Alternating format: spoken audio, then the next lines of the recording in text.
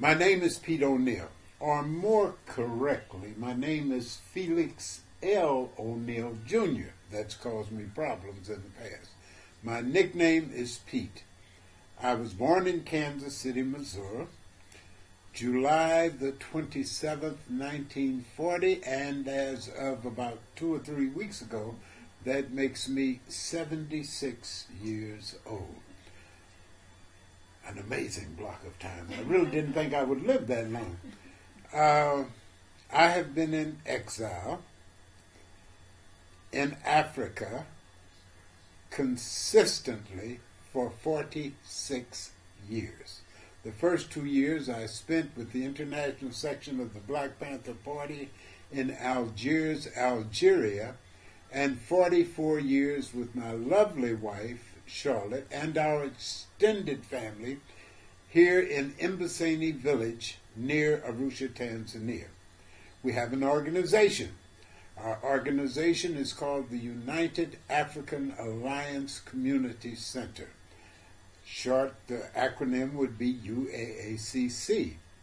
Our objective is identical to the objectives of the original Black Panther Party that was started by Huey Newton and Bobby Seale in 1966, and that is to develop to the upliftment of the communities in which we live. Now, in the United States, that contribution would also include and give a great importance to combating police brutality. You all know exactly of what I speak as you're going through a resurgence of that now. Perhaps shouldn't say resurgence.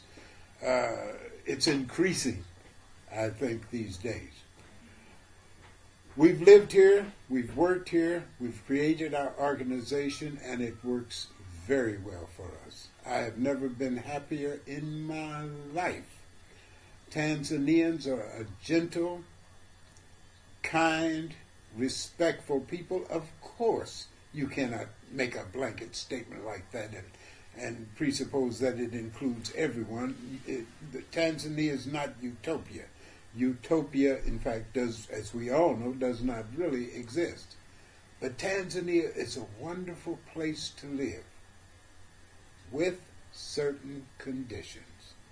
And these are rather important conditions. If you come to Tanzania, and if you're not prepared to work hard, and I mean really work hard, I mean really work hard, you're going to have difficulties unless, unlike the majority of our folks, and certainly unlike us, unless you have very deep pockets. This concept of living freely and fruit from the trees and honey from the bees is a myth, and it doesn't exist. So we have a community organization, and we provide educational abilities, opportunities, I should say, for local children who otherwise, local young people who otherwise would have none. We have computer classes, we have empowerment through the arts for women, we have a small music studio, we have computer classes, and my particular passion and the area in which I focus all of my attention is with our Leaders of Tomorrow Children's Home. We have 22 children, all who come from desperately disadvantaged backgrounds. I have raised these children for the past 8 years. Some of them were so small that I could carry them. I don't mean like little babies you rock in your arms, but some of them I could carry. Now they're getting big. They're starting to enter their teens. And this is my passion, and this is where I focus all of my attention. They're all going to school. They're finishing up in the next month or so their primary education. Some of them are entering their teens. And we have a nice house for them that's built, and perhaps the sister will take photographs to show you the house where they live. And one side of this house is for the boys, and one side is for the girls. But as I said, they're entering into their teens and they're starting to make, these are good, respectful, honorable kids. But kids are kids. And when those hormones get bouncing around in their heads, boy, you know, you have to be careful. So I'm moving my boys. I just built them another space up here, and probably within the next few days they'll be moving. Life has been good out here. Charlotte and I have worked harder than we have ever worked in our lives.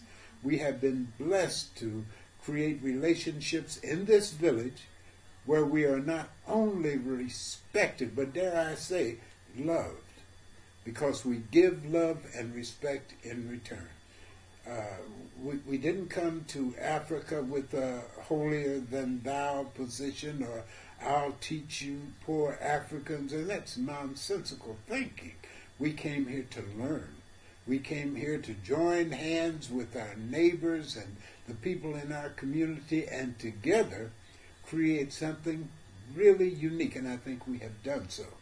I think UAACC is a historic organization where people of goodwill can come and live and work together. You find people from all parts of the world, in and out, some for short term, some for a long term, and the one requirement, the one absolute, is that we must respect each other, and we must be willing to put all of our efforts into benefiting these young people that we work with. I think we're doing that, and we're doing that very well. So many black people becoming targets in America, and I can't think of any other way to say that. That's almost as if a war is being waged against young black people. I see this. I know there are those, while trying to combat those evils, there are those who would say, I'd like to break camp, and I'd like to consider about expatriating myself to the motherland. You can do it. It can work with the conditions, the preconditions that I described to you. You've got to be able to throw down. You've got to be willing to throw down.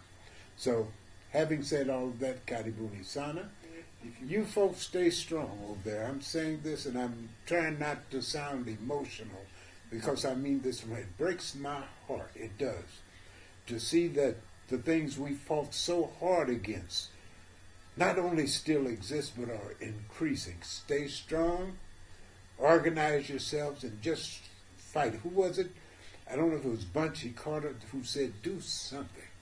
Do something. If you just spit, do something. Don't stand there and be a victim. Fight. Aluta Kantanua.